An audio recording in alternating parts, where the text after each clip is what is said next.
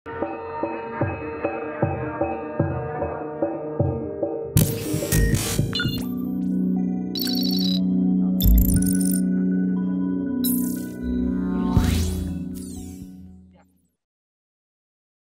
warahmatullahi wabarakatuh. Selamat pagi, salam sejahtera, salam sehat untuk kita semuanya, salam prestasi.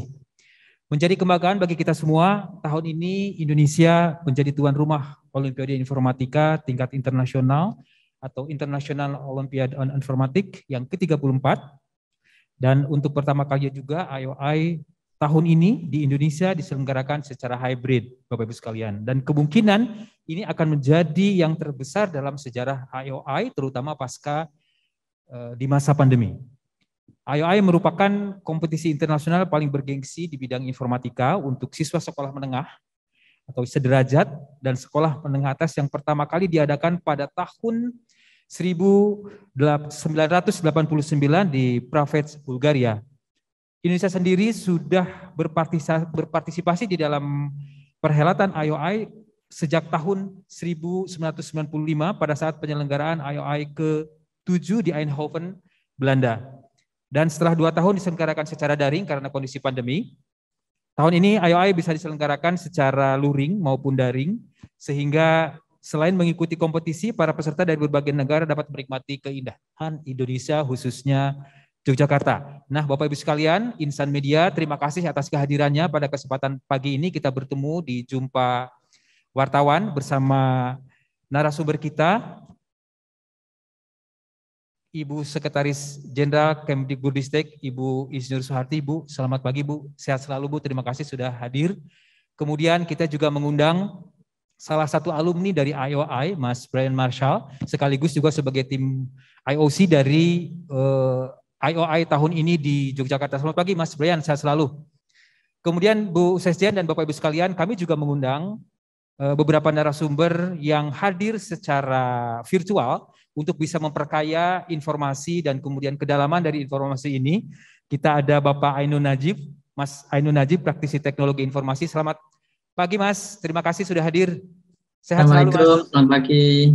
Ya, sama-sama sehat, alhamdulillah. Kemudian kita juga ada kehadiran yang kita banggakan, salah satu alumni, Feni Johanna, peraih medali perak IOI 2009 dan praktisi teknologi informasi. Bu Sesjen, kalau lihat Mas Ainun itu lebih beliau itu alumni matematika. Biasanya anak-anak OSN atau Olimpiade Internasional yang matematika dengan informatika itu berdekatan Bu.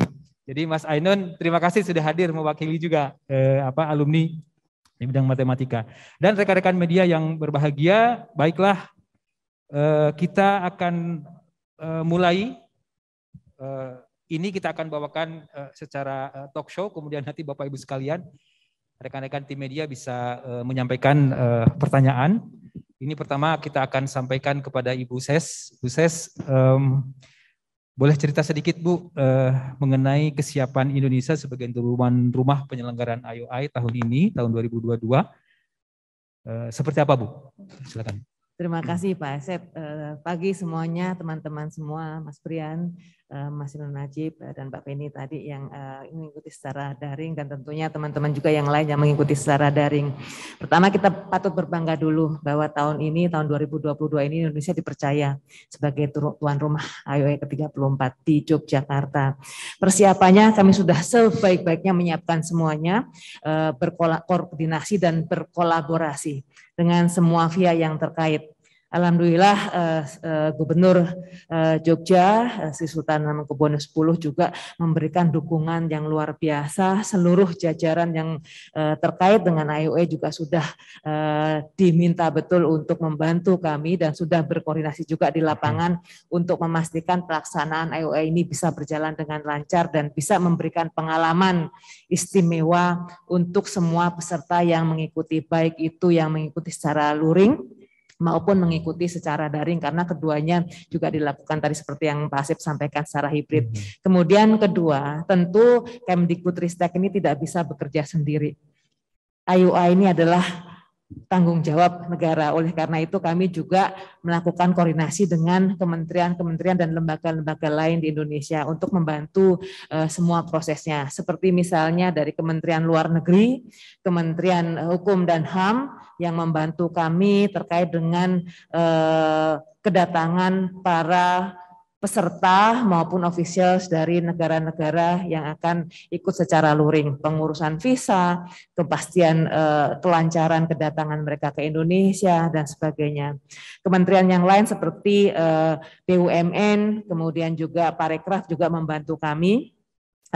Banyak bantuan-bantuan in-kind yang diberikan oleh mereka untuk memastikan pelaksanaannya jalan lancar. Misalnya di lapangan memastikan bahwa telekomunikasi lancar, internet lancar, listrik tidak ada gangguan, termasuk juga penggunaan tempat-tempat yang akan kami jadikan sebagai tidak hanya pelaksanaan Olimpiadanya sendiri, tetapi juga kegiatan-kegiatan di luar untuk memberikan pengalaman kepada peserta dan ofisial yang hadir di Yogyakarta.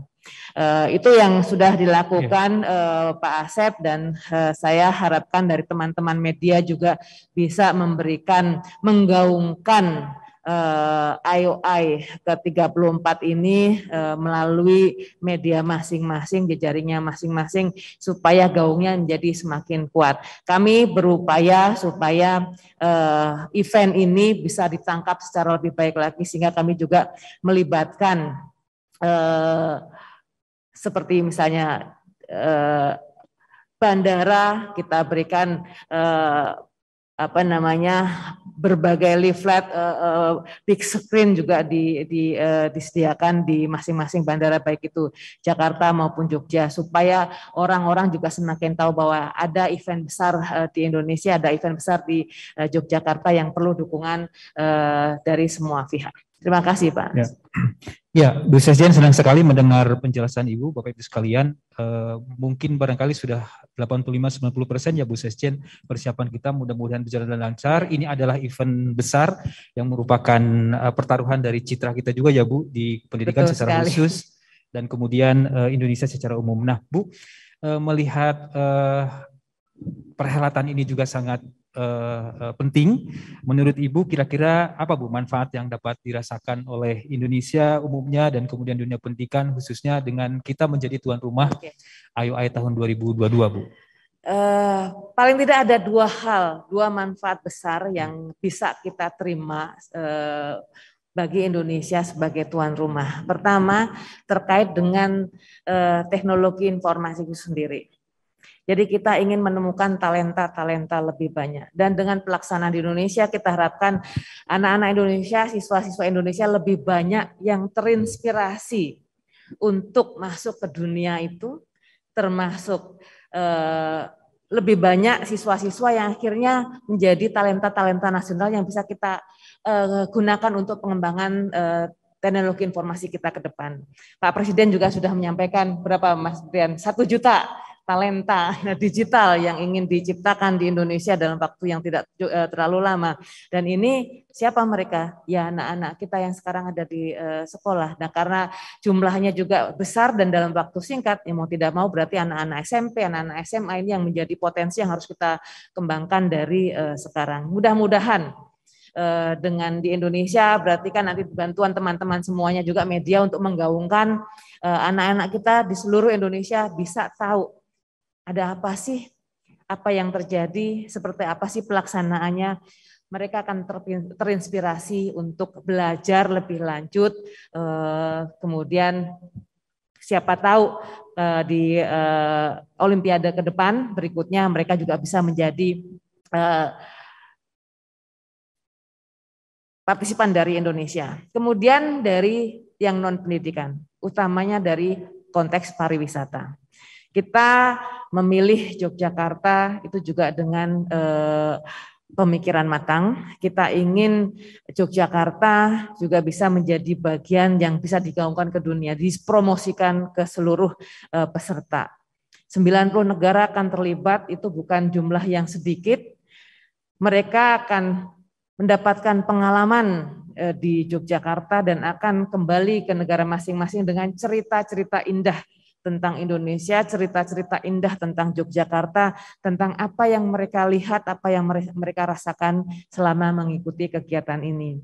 Di Yogyakarta kita punya warisan dunia Borobudur. Kita punya Prambanan yang luar biasa indahnya, yang mungkin belum banyak dikenal oleh negara-negara peserta.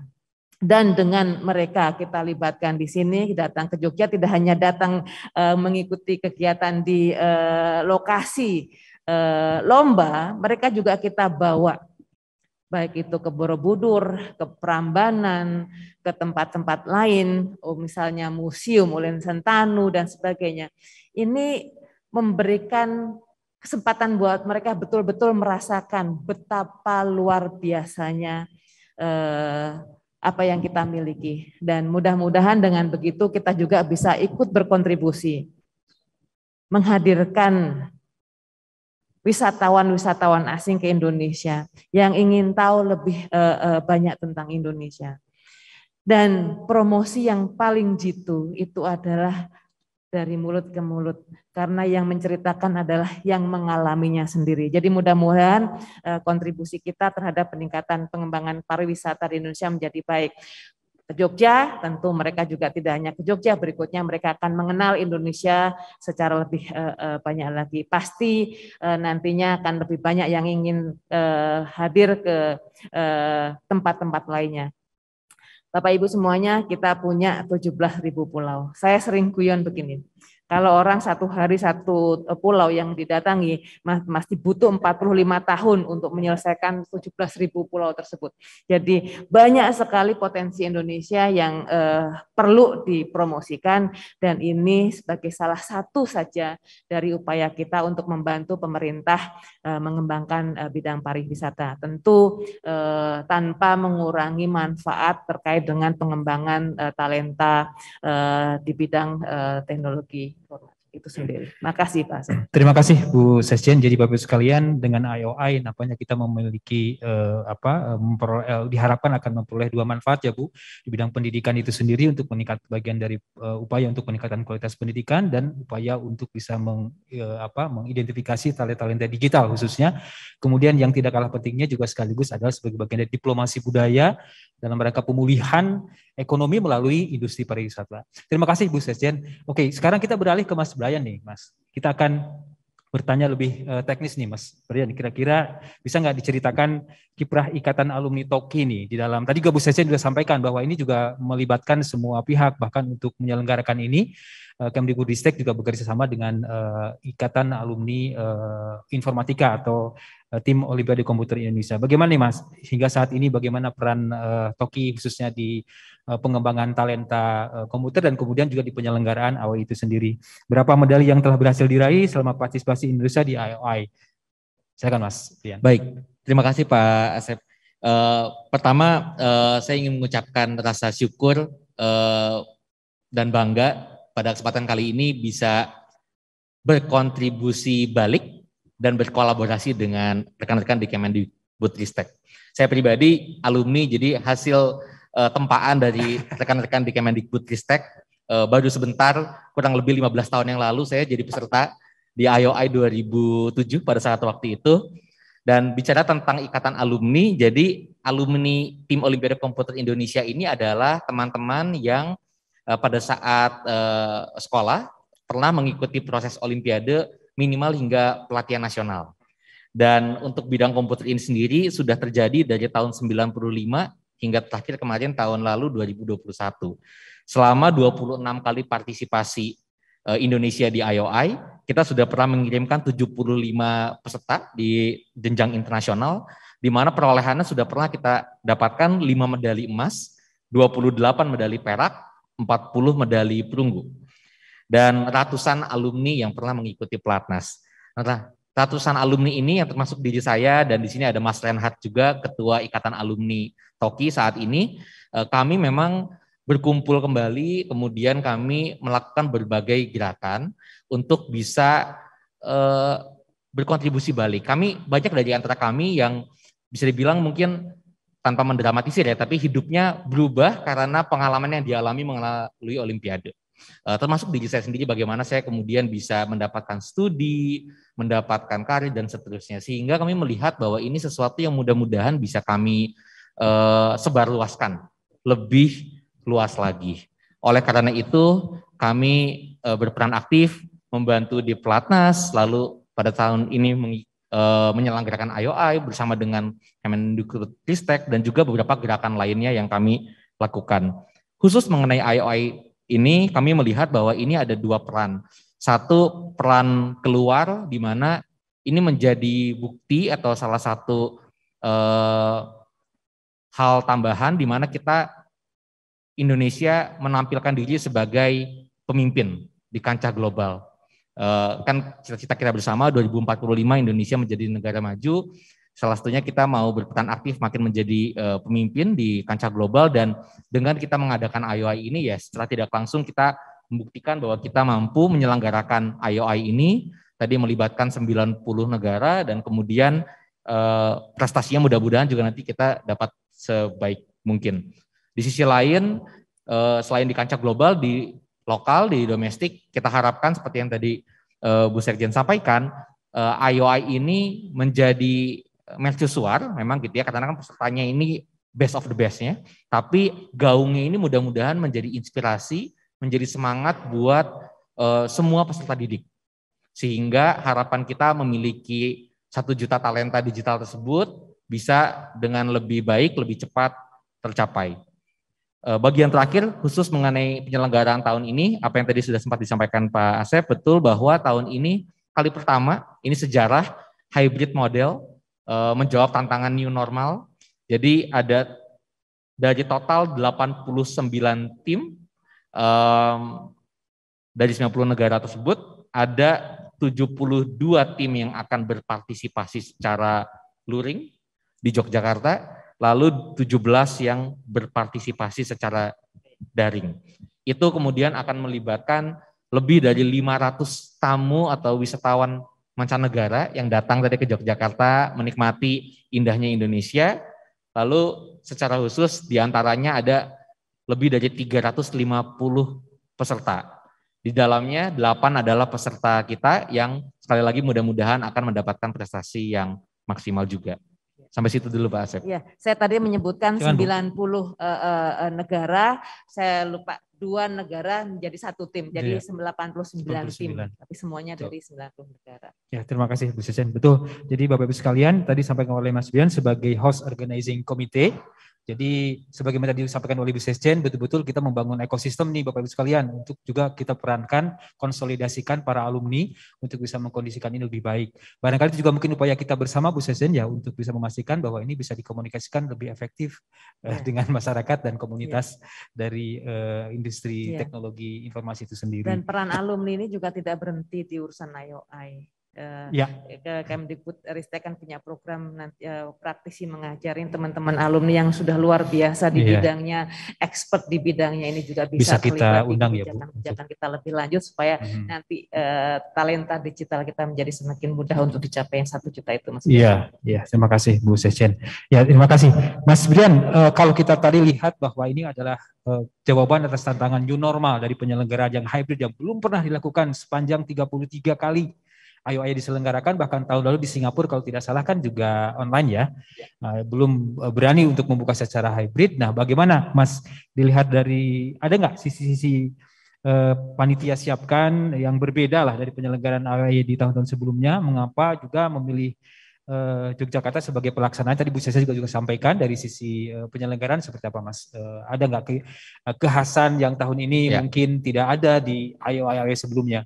Ya, baik. Jadi persis tadi mengulang bahwa selama 33 kali penyelenggaraan IOI sejak tahun 89 itu 31 kali terjadi secara onsite, secara luring. Lalu kemudian 2 tahun terakhir di mana hostnya adalah Singapura itu terjadi secara daring atau online. Nah, tahun ini hybrid itu memberikan tantangan tambahan sebenarnya karena ribetnya sama seperti mengadakan 2 kompetisi. Jadi itu hybrid tapi sebenarnya double job gitu kan. Harus melayani dan fokus ke teman-teman yang hadir secara onsite tapi juga kemudian tidak boleh melupakan teman-teman yang online. Sehingga contohnya kompetisi ini sendiri nantinya sistem penilaian, jawaban yang dikumpulkan itu akan menggunakan cloud system. Makanya tadi kita bekerjasama dengan instansi terkait juga internet, listrik karena itu kemudian krusial sekali. nanti untuk semua peserta yang hadir onsite itu perlu terkoneksi ke internet karena fair itu sama seperti teman-teman lain yang tidak bisa datang secara onsite. Nah, itu satu kekhususan, tantangan tersendiri gitu ya yang kita hadapi di tahun ini. Selain itu tentunya juga memang kondisi hybrid kali ini kan masih diwarnai dengan situasi pandemi gitu ya, walaupun mungkin sudah relatif lebih baik dibanding tahun-tahun sebelumnya, tapi kita ekstra hati-hati, kita bekerjasama dengan rekan-rekan di Satgas juga memperhatikan semua skenario yang mungkin terjadi. Misalnya bagaimana kalau ternyata ada yang positif gitu kan, tapi tentu kan kita semaksimal mungkin sebisa mungkin mengakomodasi kalau peserta tersebut masih mampu mengikuti kompetisi misalnya dari kamar. Nah ini hal-hal yang kita tentu perlu ekstra hati-hati, ekstra effort juga untuk menyiapkannya. Mengenai pertanyaan tentang Yogyakarta, tadi sempat disebut juga bahwa memang ini pilihan kota yang kita sudah godok bertahun-tahun, kan proses menjadi host ini sendiri mungkin sebagai catatan, itu proses bertahun-tahun, dimulai dari sounding di 2017, lalu kemudian 2018 saya pada saat itu berkesempatan dengan Pak Asep juga, kita ke Jepang waktu itu, ke Tokyo, Tsukuba untuk mempresentasikan kesiapan atau keinginan kita untuk menjadi host. Nah sejak itu kita memang sudah menggodok kota mana ini yang tepat. Kita melihat Yogyakarta ini sebagai pilihan yang sangat baik karena selain akses yang cukup baik, lalu nuansa kota yang secara umum adalah kota yang penuh pendidikan, kota pelajar, dan juga secara kebudayaan sangat kaya. Dan sekali lagi saya sampaikan juga bahwa mandat IOI ini sesungguhnya adalah bagaimana menciptakan jejaring pertemanan, pertukaran budaya melalui kompetisi informatika. Jadi bukan hanya kompetisi informatikanya saja, tapi juga interaksi budaya, pertemanan yang terjadi di sini.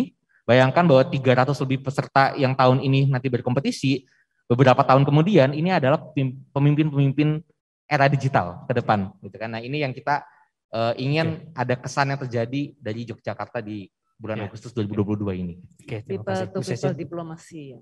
Betul. Iya. Diplomasi antar warga negara, memperkuat persahabatan juga ya. Ya, baik. Persis. Nah, coba kita lihat nih, sekarang kita coba dengarkan izin Bu Sekjen, ini sudah hadir Mas Ainun, nih kita akan memperoleh perspektif lain nih dari pengalaman beliau juga walaupun tidak langsung di komputer tapi di matematika. Mas Ainun, selamat siang, dan kemudian nanti ada Bu Feni juga. Mas, menurut Mas Ainun nih seberapa penting sih sebetulnya kompetisi ya?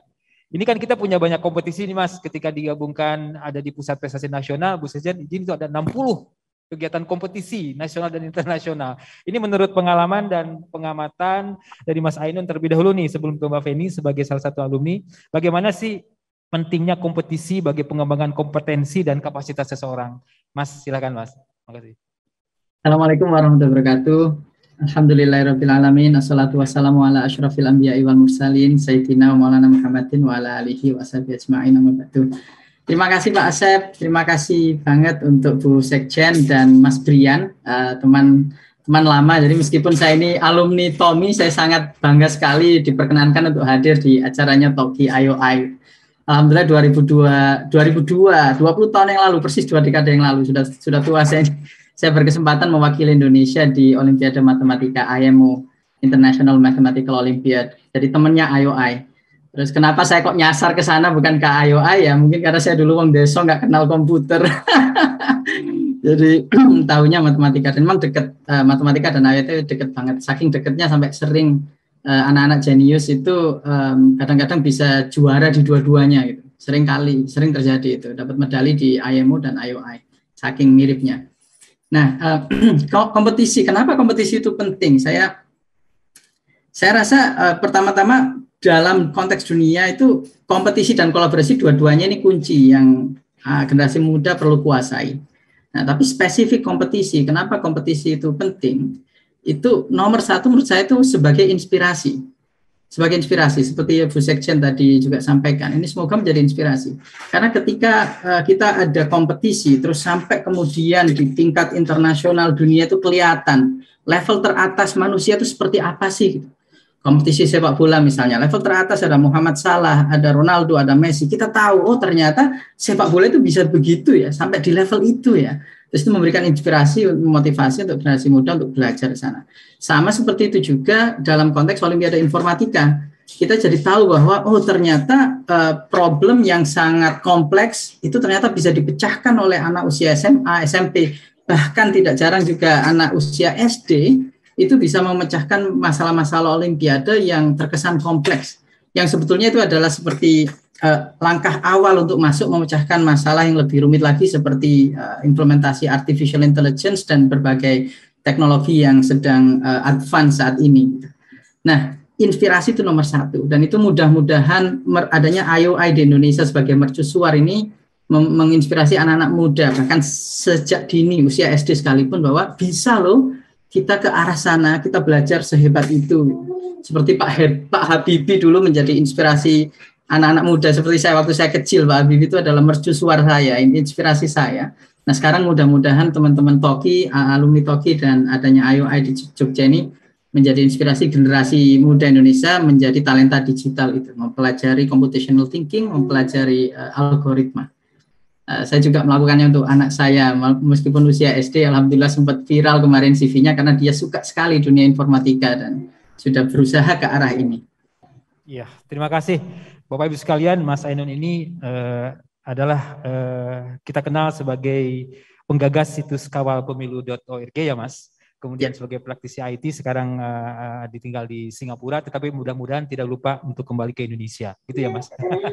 Kemudian kita punya, selain Mas Ainun, kita juga punya Mbak Feni Johana. Bagaimana menurut Mbak Feni sebagai peraih medali perak IOI tahun 2009 dan juga praktisi teknologi nih Bu Sesjen yang sekarang berada di Amerika, Pak. Bu, seperti apa Mbak Fani terkait dengan pengalamannya dan IOI itu sendiri? Silakan, Mbak. Pertama-tama terima kasih ya udah diundang. Terima kasih Bu Sekjen, Pak Asep, Kak Brian salah satu pelatih saya hampir 20 tahun, 15 tahun yang lalu ketika saya ikut IOI. Tadi Kak Brian sempat bilang tentang bagaimana IOI itu bisa mengubah jalan hidup seseorang. Banyak alumni Toki, itu termasuk saya.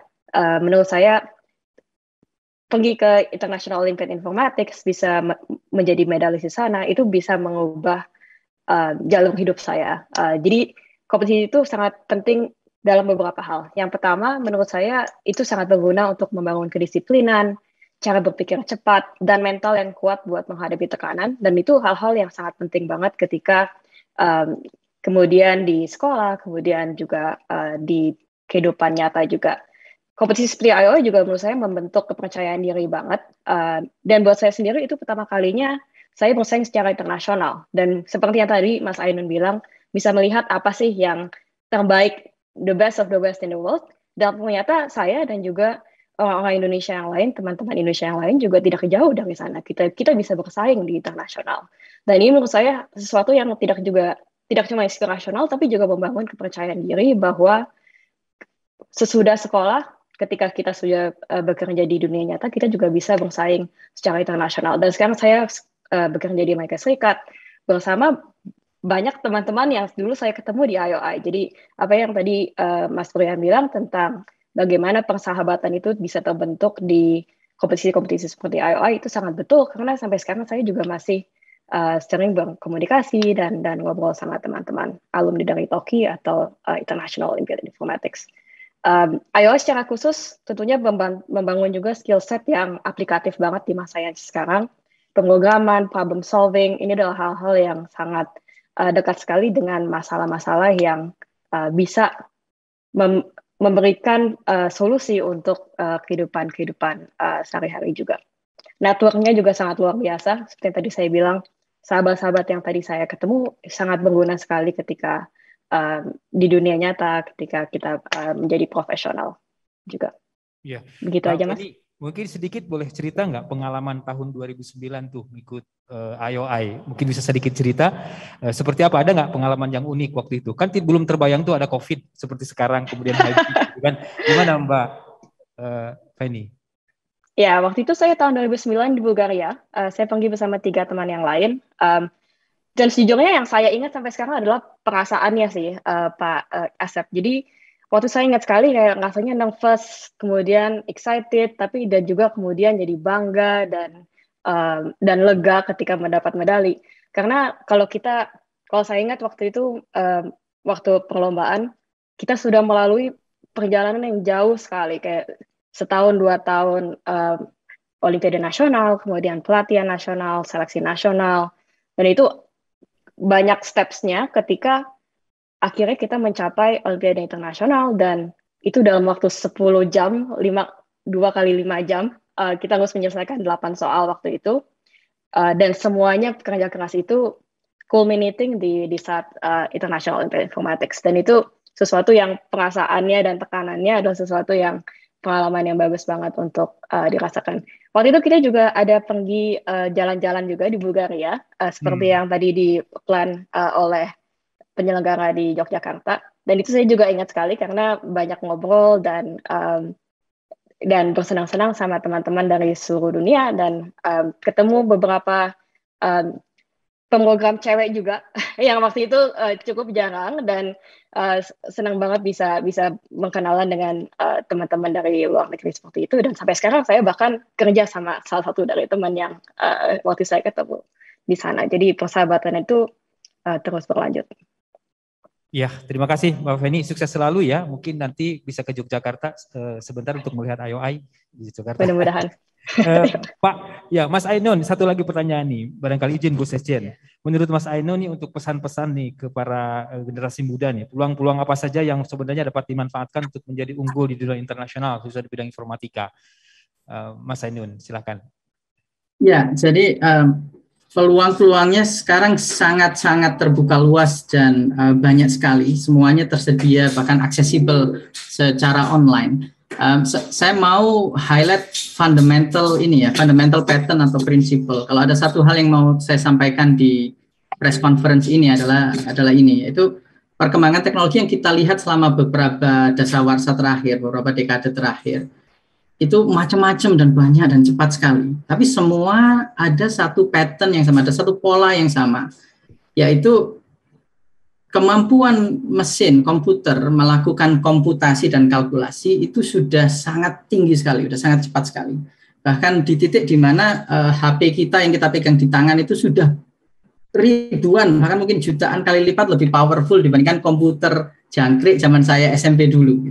Dan itu memungkinkan hal-hal yang seperti orang pakai filter di sosial media atau video gitu atau suara gitu. Itu terjadi secara real time. Ini kan patternnya adalah komputasi yang sangat masif dan kompleks dan besar itu menjadi sangat cepat dan sangat mudah diakses di tangan kita.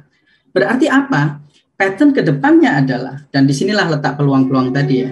Pattern kedepannya adalah, bisakah kita itu ketika memecahkan sebuah masalah, problem solving, bisakah kita memisahkan antara problem-problem bagian sub-problem yang harus manusia yang mengerjakan, tidak mungkin didelegasikan ke komputer, dan sub-sub problem yang bisa dikerjakan oleh komputer dan diotomasi dengan cepat, murah, dan mudah.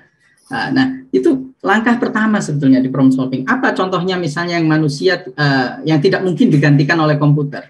Itu hal-hal seperti etika, estetika, strategi, desain, bahkan psikologi dari user kalau kita menciptakan aplikasi yang digunakan oleh user ya, consumer gitu. Nah, hal-hal seperti ini nggak mungkin komputer atau AI sekeren apapun menggantikan, itu nggak mungkin. Yang bisa memungkinkan mereka cuma membantu karena begitu cepatnya proses kalkulasi. Nah, lalu konteksnya informatika spesifik karena ini kita sedang press conference IOI. Informatika di mana? Nah, informatika itu jembatan di antara dua ini. Ketika problem solving itu dipecahkan menjadi yang harus dilakukan oleh manusia dan yang bisa didelegasikan ke komputer, orang-orang yang jago informatika lah yang kemudian tahu bagaimana problem yang didelegasikan komputer itu paling benar dan paling cepat, paling efisien, paling murah itu gimana. Dan itulah yang dilakukan di tes IOI. Misalnya problem yang super kompleks harus selesai dalam 1 detik. Itu seperti itu, semua soal di IOI seperti itu. Gimana nih anak-anak muda Indonesia peluangnya? So pilihannya antara 3 berarti kan, menjadi seorang yang ngerti semuanya, jack of all trades atau horizontal gitu ya, generalis bukan spesialis, tapi mampu memecahkan problem yang open-ended, yang kompleks menjadi 2 itu tadi. Dan kemudian memimpin sebuah tim yang satu mengerjakan aspek yang manusia yang harus kerjakan, business leaders, product leaders, strategi, planning, analysis. Satu lagi engineering team mengerjakan atau implementasi hal-hal yang bisa didelegasikan, diotomasi ke komputer termasuk AI. Nah, itu opsi pertama. Opsi yang kedua, ya Anda menjadi spesialis di bidang yang memang hanya manusia yang bisa melakukan. Misalnya spesialis UX, user experience, itu Anda harus ngerti psychology of the users. Spesialis ethics of AI, spesialis estetika, design. Nah, peluang yang ketiga, dan inilah letaknya talenta-talenta informatika yang diasah di IOI, itu orang-orang yang mampu menerjemahkan sebuah problem yang kompleks yang bisa 100% dikerjakan oleh komputer menjadi algoritma dan menggunakan struktur data yang tepat dan bisa dieksekusi oleh komputer dengan efisien dan cepat. Nah, ini tiga esensi peluang untuk generasi muda ke depannya. Wah, keren. Terima kasih Mas Ainun, ini akan menjadi inspirasi buat anak-anak terutama dan kita semuanya. Mudah-mudahan Indonesia juga bisa berperan ya untuk mengambil kesempatan di 3 peluang tadi itu dan melalui IOI kita akan perkuat. Baik Bu Sesjen, izin Bu. Ini menarik sekali berbagai cerita dari para narasumber. Tentunya rekan-rekan juga penasaran nih Bu Sesjen, siapa saja anak-anak Indonesia yang akan mewakili Indonesia dalam kompetisi IOI tahun 2022 maaf. Berikut ini dapat kita simak bersama para peserta IOI 2022 dari Indonesia. Kita tampilkan di foto. Ya, betul. Salah satu kekhususan sebagai host itu kita boleh mendapatkan 2 tim. Jadi setiap tim, setiap negara itu maksimal boleh mengikut sertakan 4 peserta, di mana ini kompetisinya itu dilakukan secara individu ya. Oleh karena itu nanti 4 peserta itu bisa beda-beda. 1 menang emas, misalnya 1 perak, 2 perunggu, itu dimungkinkan.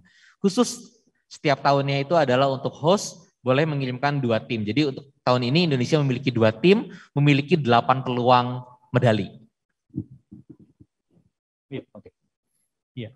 Oke, terima kasih. Jadi ini Bu Ses dan Bapak Ibu sekalian, tim kita 2 tim yang akan berlaga di IOI tahun 2022. Kita harapkan ini tim akan sukses. Bu Sesjen, mungkin Bu Sesjen ada sepatah 2 patah kata untuk pesan anak-anak di Bu Ses untuk mengantarkan mereka bertarung di IOI tahun ini. Pada semua yang akan mengikuti Olimpiade IOI tahun ini, selamat, kalian sudah terpilih terbaik dari semua yang sudah mengikuti proses seleksi sampai level sekarang, dan tentunya kami sangat berharap adik-adik semuanya bisa memberikan yang terbaik.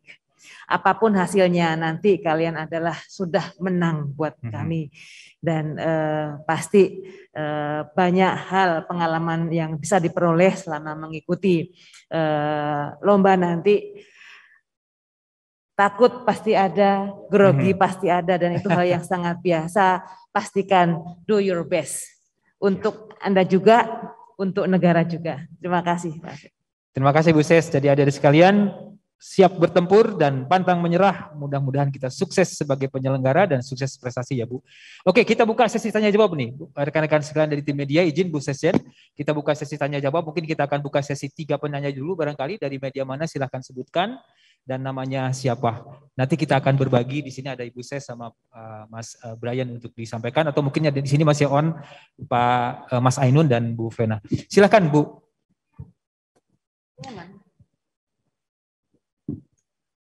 Ya. Medianya dari mana dan namanya izin ya Mbak. Oh, ntar ya.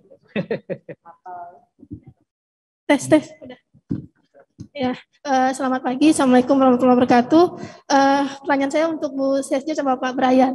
Nah, Indonesia tahun ini kan ada 2 tim ya Pak ya. Nah, beda dengan tahun lalu cuma 1 tim. Nah, untuk target medali kita berapa banyak? Terus kemudian untuk Bu Ses, nanti yang dipilih itu yang akan dibina itu Bu, apakah ke-8 anggota atau kedua tim tersebut yang masuk dalam pemetaan itu, maksud saya Bu? Terus kemudian seperti apa nih Bu pembinaan yang dilakukan pada mereka? Terima kasih. Ya, mungkin pertama dari saya mau menjelaskan dulu bahwa kami dari IA Toki membagi tim dengan sangat rapi dan baik sejak terpilih menjadi host, bahwa ada rekan-rekan kami yang berperan sebagai host dan ada rekan-rekan yang berperan sebagai timnas. Dan pada kesempatan kali ini memang saya tidak bisa menyampaikan target karena saya berposisi sebagai host. Saya harus senetral mungkin bagaimana kita bisa menjadi juri dan penyelenggara yang adil bagi semua tim. Tapi mungkin Pak Asep ada bocoran dari pelatih kita mengenai prestasi kita. Tapi mungkin kalau nggak bicara tentang yang penyelenggaraan tahun ini, kalau berbicara dari sejarah ya, dari kiprah kita selama 26 kali partisipasi, itu memang kita bisa diperhatikan prestasinya terus meningkat. Jadi saya ingat di kurang lebih 10 tahun pertama itu belum tentu kita berangkat itu dapat medali, Bu. Gitu. Jadi berangkat gitu ya, bisa jadi empat-empatnya dapat medali. Itu mungkin sekali di 10 tahun pertama. Lalu kemudian 10 tahun berikutnya, di mana sudah mulai ada OSN juga, itu mulai konsisten selalu ada medali. Tapi biasanya medalinya masih, kalau nggak perunggu, paling maksimal perak. Tapi selama beberapa tahun terakhir ini, kita sudah konsisten selalu meraih emas. Itu kalau bicara mengenai apa yang sudah terjadi. Iya, Bu Ses izin saya menambahkan mungkin di sini bahwa target kita sih tidak muluk-muluk. Mudah-mudahan anak kita dapat emas semua. Gitu ya, Bu. Iya. Dan tahun lalu pun selalu kita ada tradisi emas, tapi ya paling tidak kita pun dapat medali, izin ya Bu ya, ada di kita. Mungkin Ibu ada tambahan medali yang harus diraih. Justru itu, saya minta bantuan teman-teman media ini untuk bisa terus membantu memotivasi peserta dari Indonesia, perwakilan dari Indonesia, supaya mereka melakukan yang terbaik, dan pasti mereka akan melakukan yang terbaik. Kita doakan semua mendapatkan medali. Terima kasih Bu Sesjen. Saya kira cukup ya Bu. Oh, iya. Terkait pembinaannya Bu, seperti apa Bu? Apakah nanti mereka akan diberikan beasiswa untuk selanjutnya? Ya, jadi memang kita memberikan apresiasi yang luar biasa pada mereka-mereka yang sudah membawa nama Indonesia, apalagi di kancah internasional. Mereka punya hak untuk mendapatkan beasiswa dari mulai S1 sampai jenjang berikutnya. Dan ini selalu sudah kita sediakan sejak tahun berapa waktu itu ya? Sejak tahun 2008. Jadi semua pemenang Olimpiade, tidak peduli itu emas, perak atau perunggu, semua mendapatkan kesempatan untuk mendapatkan beasiswa. Mudah-mudahan dengan mereka bisa melanjutkan jenjang pendidikan tinggi, mereka bisa berkontribusi lebih baik lagi untuk Indonesia. Oh iya, ya Pak Asep juga menyampaikan mulai tahun ini kita juga mempunyai beasiswa Indonesia Maju yang mungkin teman-teman juga sudah tahu, sudah pernah kita luncurkan sebelumnya. Itu juga sarana yang sangat-sangat baik untuk memberikan kemudahan buat mereka untuk masuk ke perguruan tinggi terbaik di dunia. Terima kasih Bu Sesjen. Jadi insentif sudah kita juga siapkan bahkan sejak beberapa tahun lalu, dan mudah-mudahan ini juga bisa menjadi penyemangat adik kita untuk terus berprestasi. Terima kasih Bu Sesjen, Mas Dian. Ada yang lain ingin ditanyakan? Silakan. Silakan Bu.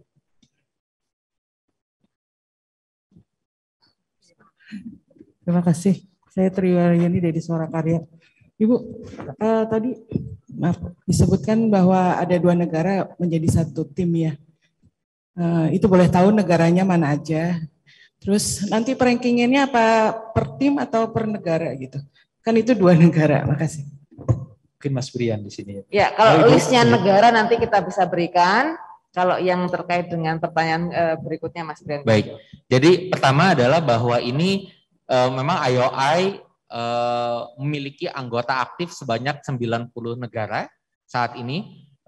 Di mana 90 negara ini jadi semua diundang untuk berpartisipasi, boleh mengirimkan maksimal 4 peserta, kecuali host tadi 8 peserta, dan pesertanya ini bertanding secara individual. Jadi artinya memang sebenarnya prestasi pada akhirnya itu ada prestasi individunya, makanya bisa berbeda-beda, kita nggak sebut, oh tim ini menang emas, tapi yang menang adalah si anak A menang medali emas, yang B menang apa, dan seterusnya gitu ya. Nah, mengerucut pada pertanyaan tadi ada 2 yang menjadi 1, itu mengacu pada website dan keputusan International Committee of IOI pada bulan April yang lalu, bahwa menghadapi situasi yang ada di Eropa saat ini, Rusia dan Belarusia memang pesertanya tentu tetap kita dukung untuk bisa berpartisipasi, tapi tidak membawa nama negara mereka, melainkan dikategorikan menjadi tim IOI. Jadi nanti bisa dilihat bahwa ada 89 tim, 88 tim itu namanya seperti nama negara gitu kan, tim Indonesia, tim mana-mana gitu kan. Tapi ada satu tim yang namanya tim IOI, itu terdiri dari 8 peserta yang adalah peserta Rusia dan Belarusia. Dan ini mengacu pada keputusan bersama dari General Assembly dan International Committee of IOI. Ya, terima kasih. Sudah cukup ya, Mbak. Terima kasih atas pertanyaannya. Silahkan yang lain. Ada yang ingin ditanyakan? Sudah cukup sepertinya. Cukup, Ibu Sekjen, kalau ada yang ingin disampaikan. Tidak ada lagi. Baik. Butuh dukungan saja dari teman-teman media untuk bisa menggaungkan event ini. Mulai dari sekarang saat peluncuran, nanti pada waktu pelaksanaan di Yogyakarta juga mudah-mudahan dari semua perwakilan media ini juga bisa mengikuti, baik itu mengikuti secara luring di Yogyakarta maupun juga secara daring. Dan yang tidak kalah penting adalah berikutnya, bagaimana kita bisa memastikan anak-anak Indonesia semakin banyak yang tertarik untuk masuk ke dunia informatika. Demikian Pak Syed, terima kasih banyak dan terima kasih semuanya untuk partisipasinya sudah hadir pada pagi hari ini. Ya, terima kasih Bu Sekjen, terima kasih Mas Brian, Mas Ainun, dan Bu Vena yang sudah hadir juga membersamai kita pada kesempatan pagi hari ini. Terima kasih Bapak Ibu sekalian, rekan-rekan di media. Terima kasih atas perhatiannya, mohon bantuannya untuk bisa menginformasikan ini kepada seluruh masyarakat. Terima kasih untuk Mas Ainun dan Mbak Feni yang sudah berkenan hadir juga dari jarak jauh nih. Iya, dari Terima kasih. Terima kasih Mas Ainun, Pak Vena sehat selalu, sukses selalu.